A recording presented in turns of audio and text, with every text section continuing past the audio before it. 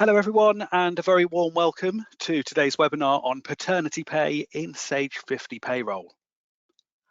My name's Duncan, I'm your host and presenter for the webinar, and I am joined by my colleague Calvin, who's standing by in the background, ready and waiting to answer any questions. Let's take a look at what we're going to cover in the webinar.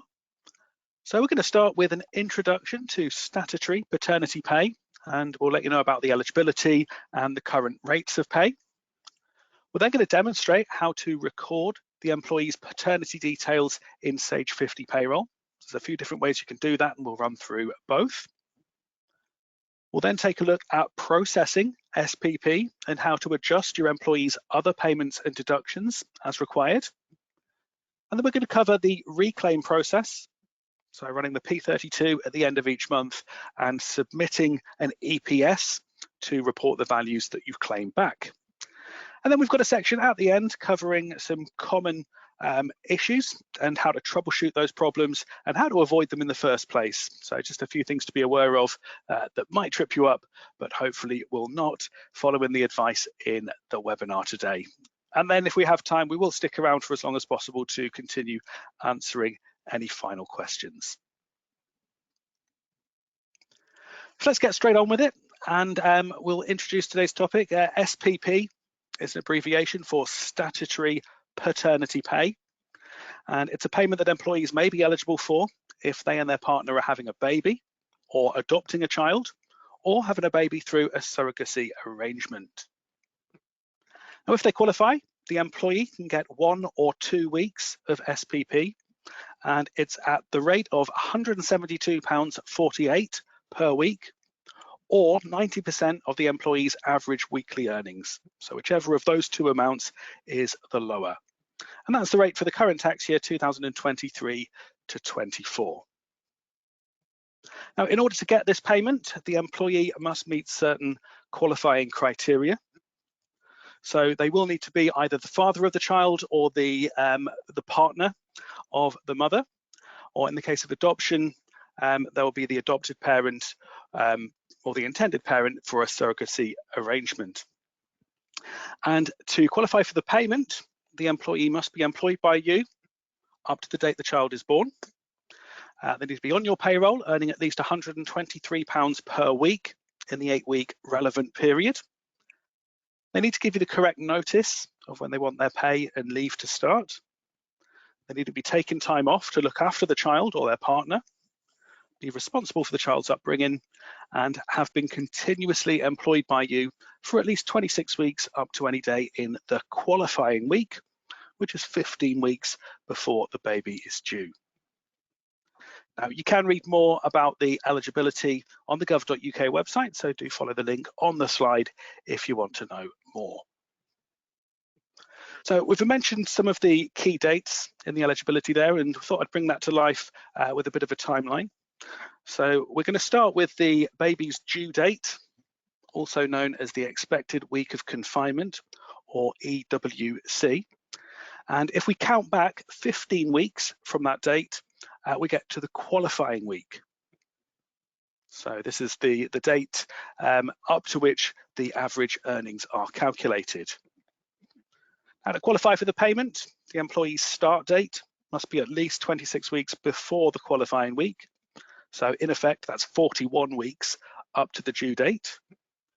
And then that set period that we mentioned, where the average weekly earnings are calculated, is the 8-week period up to and including the qualifying week. Now, in terms of when the SPP payment can start, the earliest date it can start is the date that the baby is born. So it's different to maternity pay in that respect. They can't receive the statutory payment before the baby is born.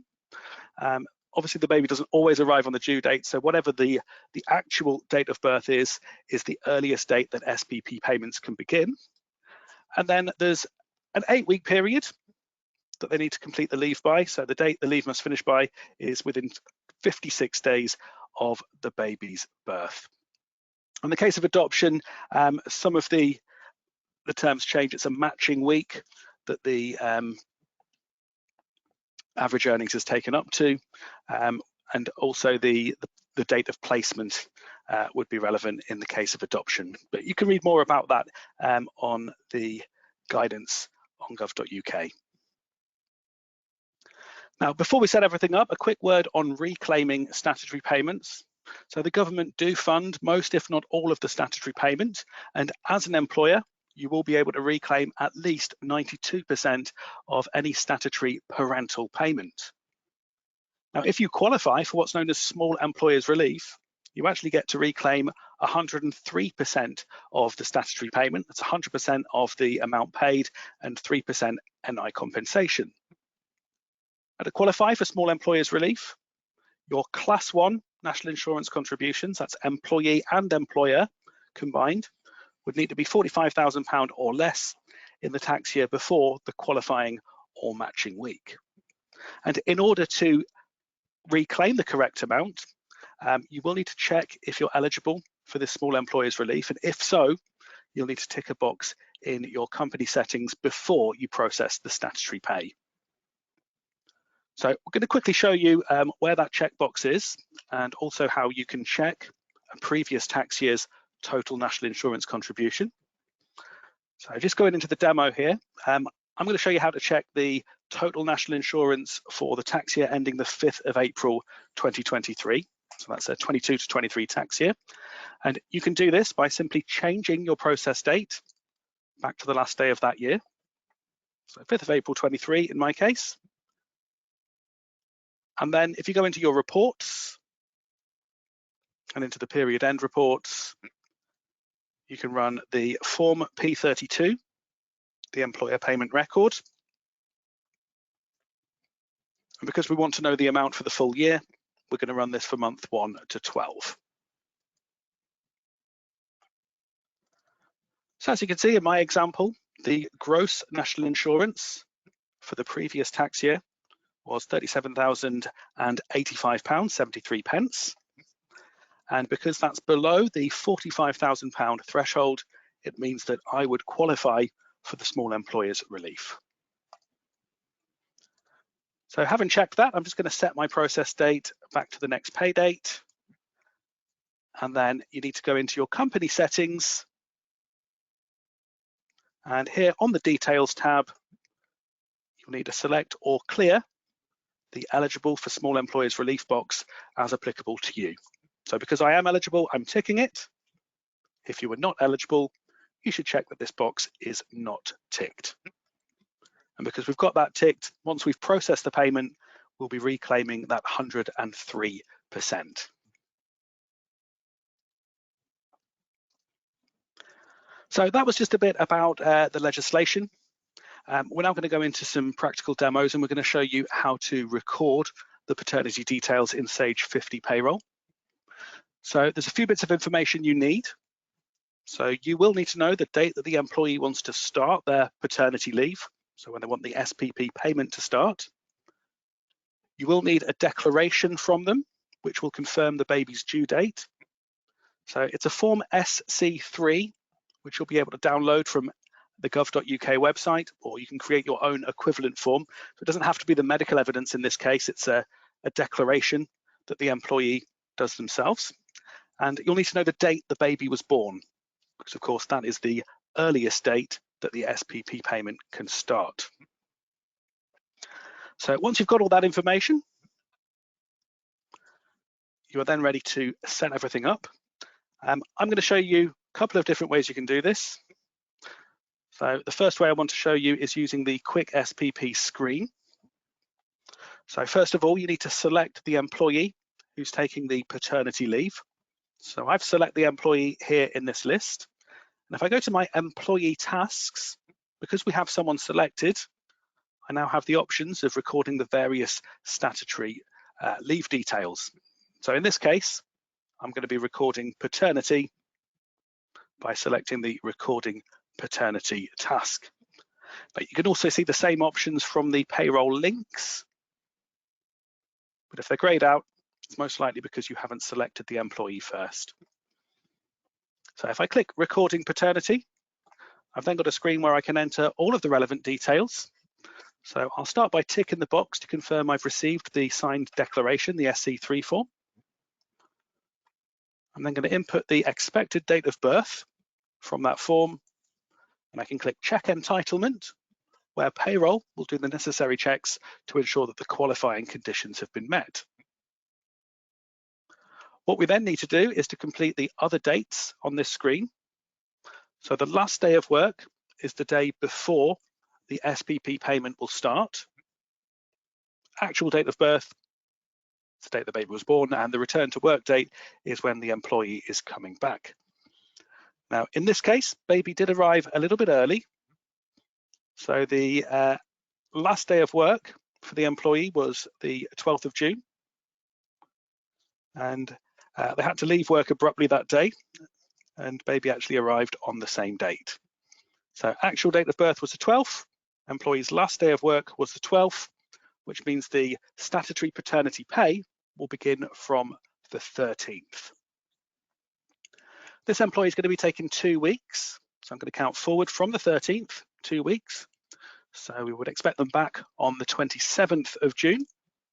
They could, of course, choose to take some holiday at that date. They may not be physically back at work, but this is the return to work date in terms of the statutory paternity pay.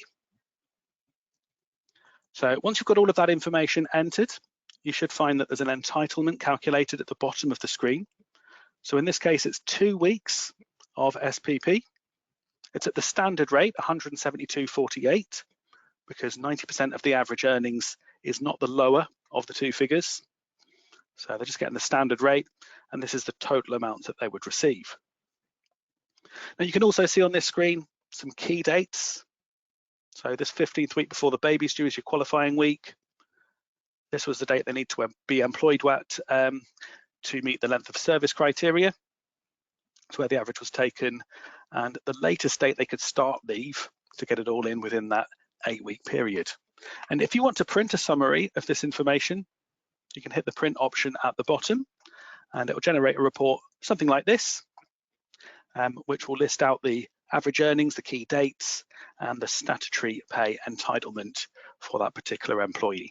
So you might find that useful from the print option down here. So we are just going to go ahead and save the paternity details and then click on to close. And we now have everything that we need in order to calculate the statutory paternity pay. And the other way of entering the details is to input that information directly in the employee record. So if I go to the employee tasks and open the employee record, I could go to the absence tab here at the top, and then under further information, I would click SPP. And because I've already entered the information in the quick screen, the dates are already here. So the due date, born on date, ended work, return to work, and the average earnings. Now, a quick note, if you are entering the information directly in the employee record, you will need to click the Auto Calc button in order to calculate the average weekly gross. So if that is showing 0, just click on Auto Calc and it will do the calculation for you. You can then see how the average earnings have been calculated, and what we have here is the employee's entitlement. So it confirms the start of the paternity pay period and anything that is currently due up to our current process date. So I've already set mine to the end of the month because that is when my employee will be paid. And the statutory payment would be calculated up to the process date or pay date. So if it does span kind of multiple periods, you'll find it calculates up to the process date, and then anything after that is paid in the next pay periods. So that is where we enter the details. And if we just have a quick preview of the enter payment screen for this particular employee, we can click onto the summary tab. And then from here, we can see that the statutory paternity pay has been calculated. And if we wanted to check what that's made up of, we can highlight it, click the drop down, choose the type of SPP, so whether it's for a birth or for an adopted child, and then it'll take you straight to this statutory paternity pay information, and we can get to the entitlement this way as well. So we've got our 2 weeks at the standard rate. So that's everything recorded. Let's just recap those steps for you. So once you've got your employee declaration and you know when their leave is going to start, you can go into the recording paternity option to enter everything in that quick SPP screen and print the report. Alternatively, you could have gone into the employee record to enter the same information. And then when we took a look in enter payments, we just checked that the statutory paternity pay appears. And if we want to get a breakdown of that amount, we can select the drop-down arrow, the SPP type, and then that takes us straight into the employee record where we can view that information. So next thing we need to think about is adjusting your employees' other payments. And the way that you approach this will depend on the employee's contract and whether or not your company has its own company paternity pay scheme, where you're making up to your employees' usual basic pay, for example, or whether you only want them to receive the statutory paternity pay when they're on leave. So I'm going to go through another demo on adjusting the employee's payments. I'm going to show you the make up basic option, which is ideal if you do have a company paternity scheme. And we'll also briefly mention pension contributions in case any of you need to adjust those during the paternity leave. So we've got the same employee selected. I'm just going to go back into the enter payments screen. And for this first example, we're going to assume that we do have a company paternity scheme and that we want the employee to receive their full basic salary for the 2 weeks they are off on paternity leave. Now, the easiest way to do this is to start by entering the full salary, which in this case, is £2,000 per month. You can then go to the Summary tab and you can click Make Up Basic here at the bottom. And when you click on this option, it'll confirm that you've selected to make up basic, and it'll ask you to reduce the hours or number value of a specified payment. Now, I only have one payment for this employee, and it is the salary payment that I want to reduce. So I'm going to go ahead and click yes. And you'll see that it's done an adjustment for me. It's reduced the pre-tax payment, and the employee's total pay is now that £2,000. And it's done that by reducing the hours or number value so that the amount goes down by the amount of statutory pay being processed. So that's how you would make up to basic so the employee gets their usual pay made up of the statutory payment and their salary. Now, if you don't have a company scheme and if you don't want to make up to basic, you'll need to do a manual adjustment to the salary so that the employee only receives payment for the time that they have actually worked in this pay period. Now, you'll probably have your own way of calculating a part period's payment, and you'll use this when you take on new starters who join after the start of a period, or leavers that are leaving before the end of the month, for example. And the way that I'm going to adjust it is I'm going to make an adjustment to the hours or number value. And for this particular employee, I know that they worked for 12 days in June, 12 working days, and there are a total of 22 working days in that month. So what I'm going to do is I'm going to adjust the hours or number value by going to 12 divided by 22. I'm just going to use that handy little calculator that you can bring up by clicking on that small icon. So that has then manually reduced the salary. If they were paid hourly, you could simply enter the actual number of hours they worked in the period. But with this being a fixed amount, I've adjusted the hours or number value, and that is then being added to the statutory amount, leave the employee with a slightly reduced pay compared to a normal month. And that's because they're not getting any company pay for the 2 weeks they're off. So that's dealing with the payments. The other thing that's worth mentioning, and this is something you may need to check with your pension provider, is whether or not pension contributions need to be adjusted during a period of parental leave. Now, quite often, the employee pension contribution will be based on any reduced pay that they're receiving, but the employer contribution may be maintained at the usual level as if the employee was getting their full pay. So if you need to override the calculated contribution, and at the moment, my employer pension is 3% of the qualifying earnings, we can temporarily set the pension contribution to a fixed amount, and we can enter the actual amount that we want to contribute. So to do this, I'm going to jump into the employee record by clicking on the employee icon. I'm going to go to my pensions tab and manage the pension scheme. I can then edit the scheme, and I'm going to set the employer contribution to the amount I want them to contribute. And I'll make a note somewhere that I need to change that back to the percentage once the paternity leave is over. And by doing that, we've now adjusted the employer pension if that was required in our pension scheme rules. So that's the processing done. Let's take a quick look at some of the reports. So I'm going to go into the pre-update reports, and we'll take a look at a payslip. So this is what the payslip looks like for my employee. We've manually reduced the salary by adjusting the hours or number rate.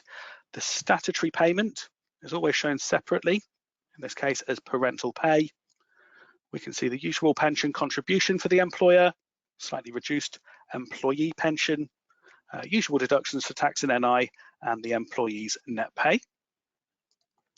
And if you're looking at other reports, such as payment summary reports, there's a column in this for parental payments.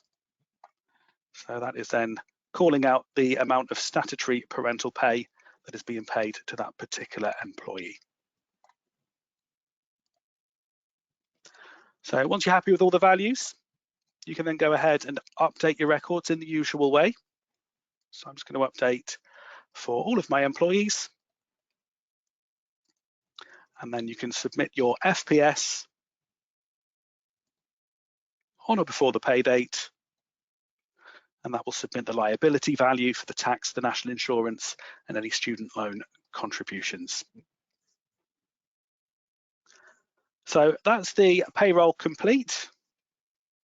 Just to recap those adjustments, one option is to use Make-up Basic if you want them to receive their full basic pay.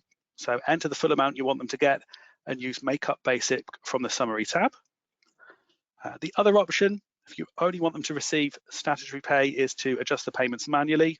So reduce the hours, make an adjustment to the hours or number value, or to the rate, whichever way you prefer, and just pay them for the time they've actually worked. When it comes to pensions, employer pension contributions during paid parental leave may be based on an employee's normal pay. It really depends on the pension scheme rules. If you need to override the calculated percentage, you can enter a fixed amount contribution of your choice. But please do check with your pension provider or HMRC if you require any clarification. So moving on now to the end of the month. So this is when we are going to reclaim our statutory payment. Remember, any parental payment can be reclaimed at either 92% as a standard reclaim or 103% if you get that small employer's relief. Now, to check the amount you can reclaim, you should run your P32 report for the current period, and that will itemize the SPP recovered and, if due, the NIC compensation. And then to report that to HMRC, you will need to submit an employer payment summary or an EPS. And that needs to be done by the 19th of the following calendar month. So you'd wait until the end of the month before you do your reclaim, and then you do that submission no later than really the payment deadline, the 19th of the following month. So let's take a look at those steps in the demo. So I'm running a monthly payroll, so I've completed all of my pay dates for this tax month, just had the one. To produce the P32, we could go into reports like we did earlier when we were checking the national insurance for the previous year. Or quick tip for you, there is a direct link to the P32 report from the payroll links. So this is a quick way of running the report. You would put the tax month in, so it's month 3 in this example. And here is the report preview. As you can see here in box 8, the amount of SPP recovered. And as I qualify for small employers relief, I've got my NI compensation as well. So in effect, we reduce the amount that we're paying because we're reclaiming that statutory pay, but we need to report that to HMRC by submitting an employer payment summary. So I'll take a copy of that, maybe export it or print it. I would then need to do my submission. So there is a quick link, again, for employer payment summary, if you use the payroll links, or you can go to your e-submissions tasks and you can run it from here. You would choose the option that you're adjusting your payment because you've recovered statutory pay. It'll then confirm the tax month the submission relates to, and then it will display all of the statutory parental pay that you've reclaimed for the tax year to date. This is actually my first reclaim of the tax year, but if I have this again in the future, or if I process another parental payment, my next EPS will still show the year-to-date value for everything that has been reclaimed. So I'm going to go on to next. I don't need to enter anything for CIS deductions, doesn't apply to this. Apprenticeship levy values would appear here in the usual way, if applicable. And then when we complete that wizard, you can ignore the warning. This is just because I'm in a training room, so you won't see that. But you'll get your submission screen where you'll see your credentials. And that can then be submitted to HMRC. And they will then use that submission to reduce the liability in your PAYE online account. So that's all done at the end of the tax month. That's the amount reclaimed. So all I need to do now is to make the payment based on the remaining tax and national insurance, so the amount due on my P32. So that's covered processing and reclaiming the statutory payment, but we have got a section to finish on troubleshooting. So we've had a look at some of the most common problems that people come across when processing these types of statutory payments. I've got some top tips to help you avoid those problems or to solve them if you were to come across them. And probably the single most common issue that occurs is where an employee has received a statutory payment before. So they've had paternity pay in the past for another child, and they find that it isn't calculating for the next child because the year-to-date values is still storing information from the previous child that they were off with. So basically, the number of weeks of statutory parental payments is stored in the year-to-date values. That never resets automatically. The only way to reset it is either to enter the new details in the quick SPP screen, the recording paternity screen, and you'll be prompted to reset the previous information, or you would clear the year-to-date value manually in the employee record. So I just want to show you what I mean with this one. So I'm just going to set my next pay date, which is the 31st of July. And I now have another employee going on some paternity leave. That's employee number 5. So I've selected them in the list. And if I go to the link to record paternity, it does come up with this message saying that we've already paid SPP to this employee, and do we want to record it for a second child? Now, when you see this warning, you do need to use a little bit of caution, because if you're in the middle of processing a statutory payment, particularly for a maternity or adoption leave, you will not want to clear the details down. And just to view the current details, you should click on to no. So if you see this message and you're unsure what to do, click no, and then you can actually see in this case, it's actually coming up with some old details from when this employee went on paternity leave back in 2017. Now, this is actually going to cause a problem if we were to enter the information by simply overwriting the current details. So if I go into the paternity pay screen, and let's just say I'm going to overtype the details. For some leave that they're taking now.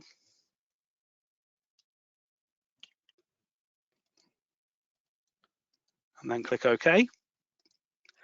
The issue that we get when we go into enter payments is that there is no paternity pay calculated. So if we try and look into that, so if you're troubleshooting, just select it, choose the SPP type and check the entitlement. The issue here is there's nothing currently due because there were 2 weeks previously paid, but we know that those 2 weeks related to a previous child. So if you've already entered the information, what you could do is go to the year-to-date values, which you find on the Employment tab, come onto Statutory Payments, and it's this value here for paternity pay. You would set that back to 0. You'd be able to overtype that, change it to 0 from here. And that would be one way to solve the problem. However, if we were to enter the information using this route, recording paternity, we know that it's a second child. We know that we're setting this up, so I'm going to click yes this time. And then if I just enter the same dates,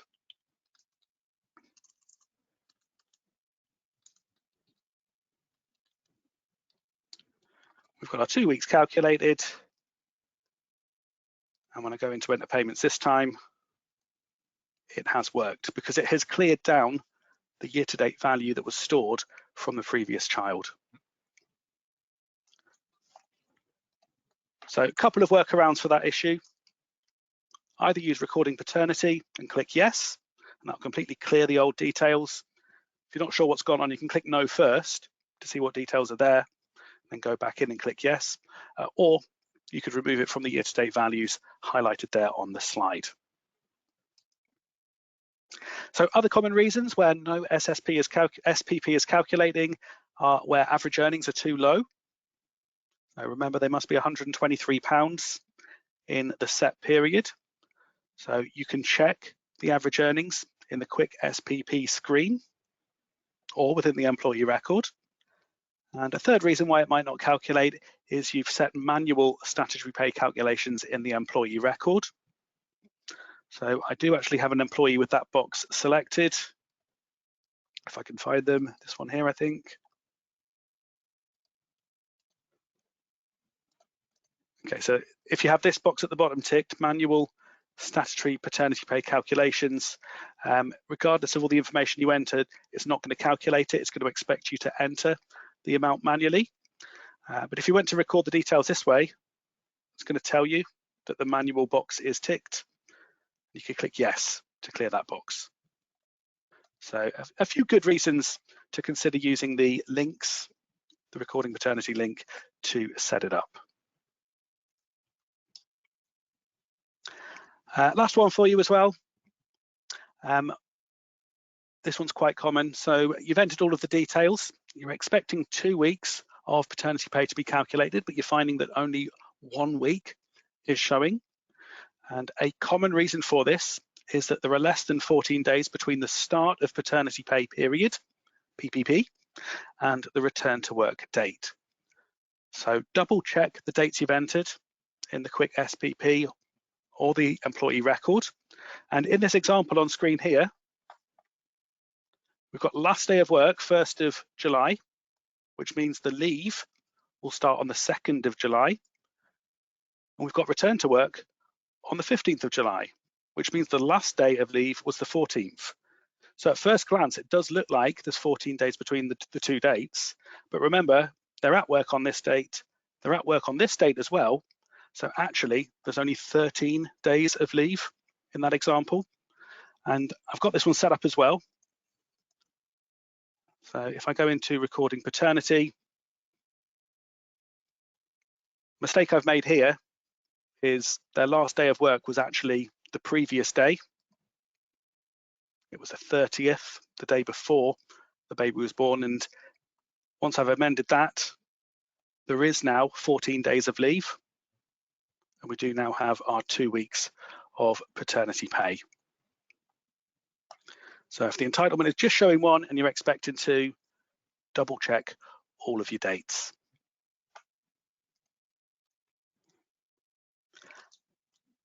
And that is about it for the presentation. But we have got some time remaining, so we will stick around in case there are any questions that you'd like us to answer, which of course you can submit in the questions section.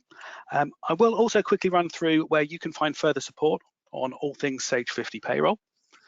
So your first port of call should always be our online help centre, which you can get to in a browser through sage.co.uk/help. From there, you can read our support guides. We've got one all about absences and statutory payments, or you can search our knowledge base by entering a keyword and clicking search. You can also find other webinars that are upcoming and our webinar recordings by heading to the webinars link, which is right towards the top of the help centre on the right-hand side. I'm just pointing that out now. As well as view our videos and find all the contact details for our support team. You can also access the same content by pressing F1 on your keyboard whilst you're in Sage Payroll, and that'll bring up the help page relevant to the area you are currently viewing. Also, be aware of Sage University, which you can use free of charge by creating a profile at sageu.com. From here, you can take our e-learning courses. You can do online certification, and we have a range of bite-sized learning on various topics to help you brush up on that payroll knowledge. So all completely free at sageu.com. Create your profile if you haven't already done so, and then dig in. So we are going to stick around for questions, but for those of you that perhaps are leaving now, I just want to thank you for your time today and thank you for attending the webinar. I hope you found it useful, and to give us any feedback, when you exit the webinar, when you press that exit button, you should be presented with a webinar survey. If you wouldn't mind just taking a moment to complete that, really does help us to improve these sessions moving forward, just by you letting us know how you feel. You'll also get a link to that survey in the follow-up email that I'll be sending you in about an hour's time, which will include a link to the recording of today's session as well. If you haven't already done so, you can download our handouts from that documents icon. So either the printer friendly, the full colour version, or both. That's yours to take home. And I'm going to go on to mute just for a moment to help out with the questions. And once they have dried up, I will come back to say goodbye and to wrap things up. So I shall speak to you shortly.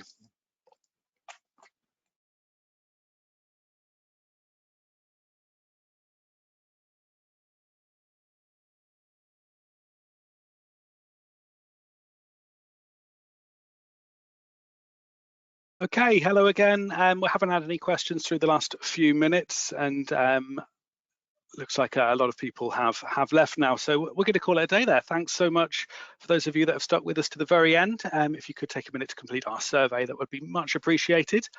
Do look out for your follow-up email arriving later today, and that includes links to register for future webinars and to watch the recording of today's session. So I hope you enjoy the rest of your week, and we look forward to seeing you on some other webinars soon. Goodbye for now.